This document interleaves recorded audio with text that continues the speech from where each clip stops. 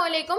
तो पिछली वीडियो के अंदर हम लोगों ने प्रोबेबिलिटी के लेक्चर्स को स्टार्ट किया था। ये हमारे पास दूसरी वीडियो है और इसमें हम लोग आगे का टॉपिक पढ़ रहे होंगे जिसका नाम है हमारे पास काउंटिंग सैंपल पॉइंट्स। हम लोगों ने पिछली वीडियो में सैंपल स्पेस और सैंपल पॉइंट्स को बहुत अच्छे से देख लिया था। ठीक है, अभी तक हम लोग क्या कर रहे थे, हमें इस तरीके के क्वेश्चंस गिवन होते थे जिसमें कोई ना कोई एक्सपेरिमेंट परफॉर्म किया होता था और आपसे पूछते थे कि भाई इसके जितने भी पॉसिबल आउटकम्स आएंगे आप उसको लिस्ट करें, एलिमेंट्स लिस्ट करें। ठीक है, फॉर एग्जाम्पल मैंने दो कॉइन को टॉस किया और मैंने कहा कि भाई बताएं कितने पॉसिबल आउटकम्स आएंगे। तो आपने पिछली वाली वीडियो को फॉलो करा, आपने कहा यार ट्री डायग्राम बनाते हैं। पहला कॉइन जब टॉस किया तो क्या पता हेड आए या क्या पता टेल आए। ठीक है, जब पहले कॉइन में हेड आया तो क्या पता दूसरे कॉइन में हेड आया या दूसरे कॉइन में टेल आए, या जब पहले कॉइन में टेल आया तो क्या पता दूसरे कॉइन में हेड आया या दूसरे कॉइन में टेल आए। तो यहाँ से ट्री डायग्राम के जरिए आपके पास चार आउटकम्स निकल के आ गए, हेड हेड, ठीक है, हेड टेल या टेल हेड या टेल टेल। तो आपने इस एक्सपेरिमेंट के लिए ट्री डायग्राम बनाई और आपको ट्री डायग्राम बनाकर पता चला कि भाई कितने सैंपल पॉइंट्स निकल कर आएंगे, चार सैंपल पॉइंट्स निकल कर आएंगे। ठीक है, मगर अगर देखा जाए ना तो ये मेथड बहुत लंबा है। अभी ये छोटे छोटे सवालों में तो आपको पता नहीं चल रहा, मगर ज़्यादा चीज़ अगर आपको गिवन हो तो ये तो बहुत ही लंबा हो जाएगा कि आप हर चीज़ के लिए ट्री डायग्राम बना रहे पूरी, फिर सैंपल पॉइंट गिन रहे हैं। अगर आपसे किसी सवाल में पूछा जाए कि इस एक्सपेरिमेंट के नतीजे में कितने सैंपल पॉइंट्स निकल कर आएंगे, मतलब सिर्फ कितने, 4 आएंगे, 5 आएंगे, कितने रिजल्ट आ सकते हैं, तो इसके लिए ट्री डायग्राम बहुत लंबी है। तो इसके लिए कुछ रूल्स होते हैं जिनको आप अप्लाई करके सिंपल बता सकते हैं कि भाई इस एक्सपेरिमेंट के रिजल्ट में यह आंसर आएगा, इतने आउटकम्स आ सकते हैं। तो जो हमारे पास उसके लिए सिंपल रूल है वो है मल्टीप्लिकेशन रूल।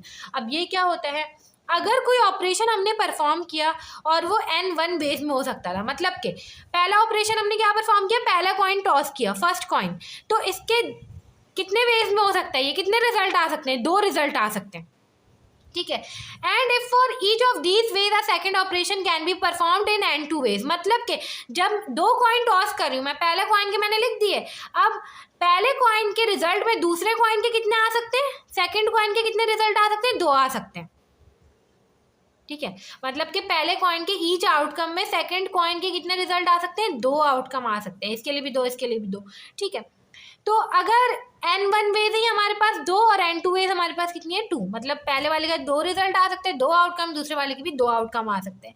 और मुझे अगर उसके सैंपल पॉइंट्स बताने हों तो वो जो उसके टोटल आउटकम्स हैं वो n1 इंटू n2 होंगे। ये हमारे पास मल्टीप्लिकेशन रूल कहता है। अब फॉर एग्जांपल हम इसको जो है ना एक क्वेश्चन से समझ लेते हैं। हमें कहा जाए कि भाई हाउ मैनी सैंपल पॉइंट्स, कितने रिजल्ट निकल कर आ सकते हैं, are there in sample space. मतलब एक सेट बनाना है मुझे जिसमें बहुत सारे सैंपल पॉइंट्स होंगे। ठीक है, when a pair of dice is thrown once, dice मतलब वो छक्के होते हैं, हमने पेयर फेंका उनका, एक डाई नहीं 2 डाइस, ठीक है, उनका पेयर फेंका तो कितने रिजल्ट आ सकते हैं। अब ये हमसे पूछ के आ रहे हैं, भाई क्या पता पहले डाई में 1 आया हो, दूसरे डाई में 1 आया हो। ठीक है, क्या पता पहले डाई में 1 आया हो, दूसरे में 2 आया हो, क्या पता पहले डाई में 1 आया हो, दूसरे में 3 आया हो। तो इस तरीके से कितने रिजल्ट आ सकते हैं। तो आपको इसके लिए ज़रूरी ना पूरी ट्री डायग्राम बनाएंगे। आप सिंपल क्या बोलेंगे, आप बोलेंगे कि भाई n1 वेज कितनी है, 6 है। पहला डाई जब हम फेंकेंगे तो उसमें 6 रिजल्ट आ सकते हैं, दूसरा डाई जब हम फेंकेंगे तो 6 रिजल्ट आ सकते हैं। तो 6 इंटू 6 इज 36 वेज।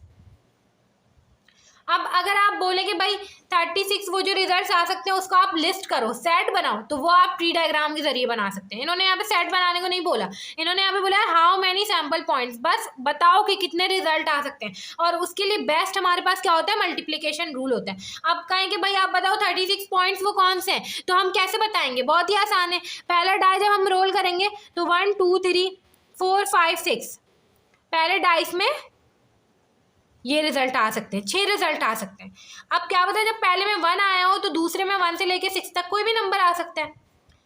दूसरे में जब पहले में जब 2 आया हो तो दूसरे में 1 से लेकर 6 तक कोई भी नंबर आ सकते हैं। इसी तरीके से तीसरे में 1 से लेकर 6 तक कोई भी आ सकता है। चौथे में तो आप इसको लिस्ट कर देंगे 1 1, फिर 1 2, ये हमने पिछली वीडियो में देखा था किस तरीके से करना है, 1 3 1 4, इसी तरीके से पूरी 2 की फिर लिस्ट, 3 की लिस्ट। तो आप वो जो 36 सेट्स हैं जिसे हम लोग कह रहे होंगे सैम्पल पॉइंट्स, उन्हें लिस्ट भी कर सकते हैं। और आपने डायरेक्टली मल्टीप्लिकेशन रूल के फॉर्मूला से बता दिया कि भाई इतने सैम्पल पॉइंट्स निकल कर आएंगे।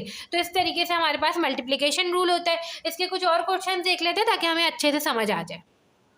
अब देखिए मल्टीप्लिकेशन रूल को समझने के लिए हमारे पास दो क्वेश्चंस हैं। पहला क्वेश्चन है हमारे पास, if a 22 member club needs to elect a chair and treasurer, how many different ways can these two be selected.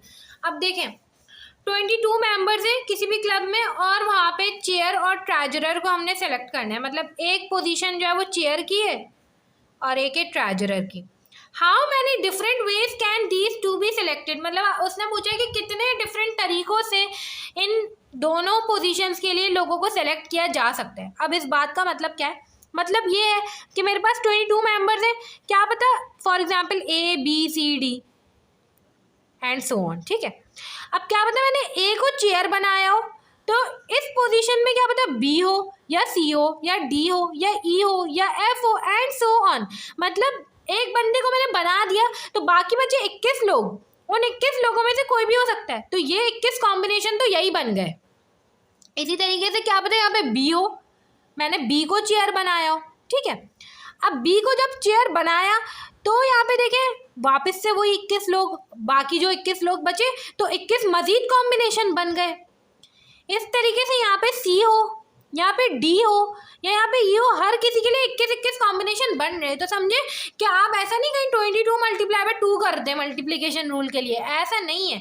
इसका मतलब ये है कि आपने वो जो दोनों आउटकम्स होते हैं ना, कभी भी एक्सपेरिमेंट जो होते हैं ना उसमें आउटकम्स जितना आने वाले होते हैं हमने उनको मल्टीप्लाई करना होता है। इसके लिए मेरे पास 22 ऑप्शन है, इसके लिए मेरे पास हमेशा 21 ऑप्शन है। मतलब पहले के साथ 21 कॉम्बिनेशन पे, दूसरे बंदे के साथ 21 कॉम्बिनेशन, तीसरे के साथ 21 कॉम्बिनेशन, तो 22 मल्टीप्लाई बाय 21 करेंगे।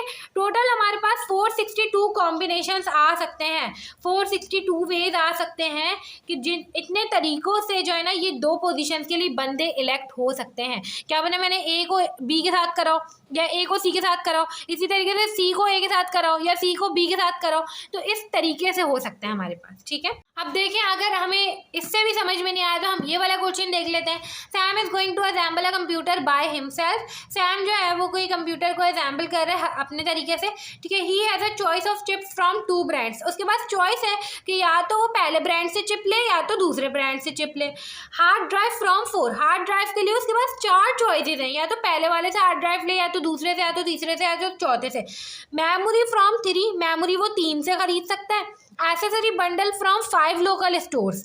How many different ways can Sam order the parts. अब देखें बहुत सारे वेज हो सकते हैं। कैसे, क्या पता उसने चिप जो है वो पहले ब्रांड से खरीदा हो, हार्ड ड्राइव पहले से खरीदा हो, मेमोरी पहले से खरीदी हो, एक्सेसरी बंडल पहले से खरीदा हो। क्या पता उसने चिप पहले से खरीदा हो मगर हार्ड ड्राइव दूसरे से खरीदी हो, मेमोरी पहले से खरीदी हो।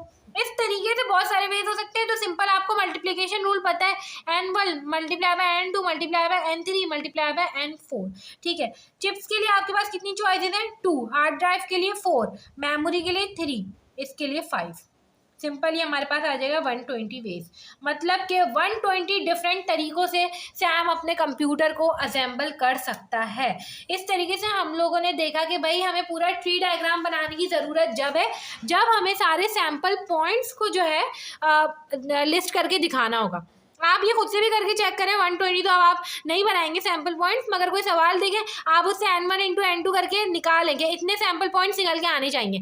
फिर आप ट्री डायग्राम से वो निकाल के देखेंगे उतने सेट आ रहे हैं या नहीं आ रहे, ठीक है। तो जब भी हमें बोला जाएगा कि भाई आपने सिर्फ बताना है कि कितने सैम्पल पॉइंट निकल के आएंगे, आप मल्टीप्लिकेशन रूल लगाएंगे, और जब आपको वो सैम्पल पॉइंट लिस्ट करने होंगे तो आप क्या करेंगे, वो ट्री डायग्राम वाला मेथड जो है वो फॉलो करेंगे। अब हम नेक्स्ट वीडियो से जो आगे का काम होगा उसको कंटिन्यू कर रहे होंगे।